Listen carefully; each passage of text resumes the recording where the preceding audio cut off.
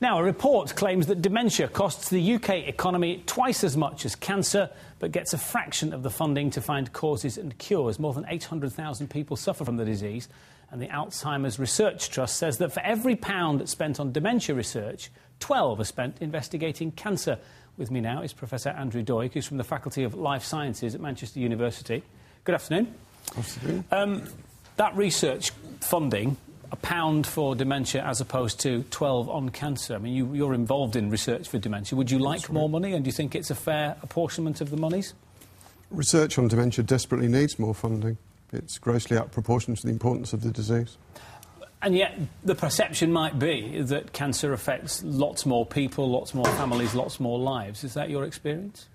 Alzheimer's disease affects around 20% of the population. 20% of the people will get Alzheimer's disease at some point in their lives. So if you think about the number of families affected, your chances are you're going to have an elderly relative, grandparent, parent, or somebody like that who's going to have Alzheimer's disease. Well, let's hope this report then addresses the funding issues, but that's for another day. Tell me your involvement in dementia research, Professor. Yeah, we do basic research in Alzheimer's disease. We look at some of the basic biology of the disease and looking at the causes of it, and we invent drugs to try to cure it one day. So for those who are unfamiliar with it, what is dementia? Or from what are people suffering if they have it? Well, by far the most common type of dementia is Alzheimer's disease. And the first symptoms of that would be loss of short-term memory, because that's the part of the brain that's affected first. So people will forget, where they've left things. They'll forget having conversations. They'll phone you up 20 times in a row because they don't remember making the call. And is it some kind of infection that's affected the brain, or is the brain wasting away? What's happening to the brain to make these mistakes happen?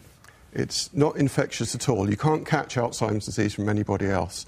It's a natural process that happens internally to a large number of people. Would you like me to explain the biology of what happens? I'm sure that's probably a little bit more complicated than we need right now. I'm curious to know whether if somebody in the family has it, you're more likely to get it, though. If it's something that's inherent in a person, do they pass it down the line? There's a weak genetic component towards it. If it's in your family, you are slightly more likely to get it.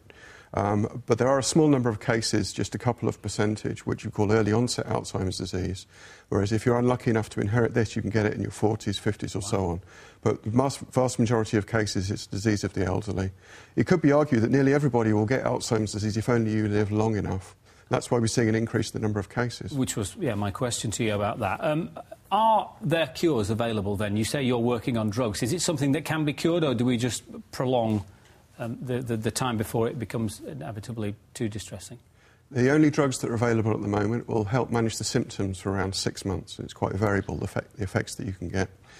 There's no cure. That's why we need the research. There's lots of excellent ways to treat cancer these days, good chemotherapy drugs, radiotherapy. Of course, there's a long way to go.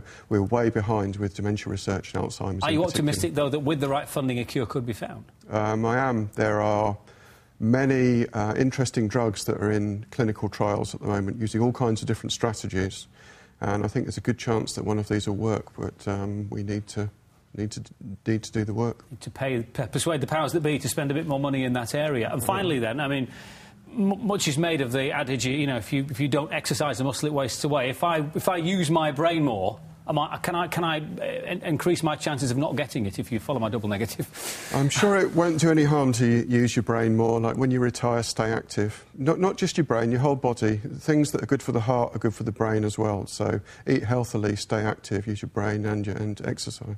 Very interesting, Professor. Thanks very much indeed for your time. Welcome. Good to have met you.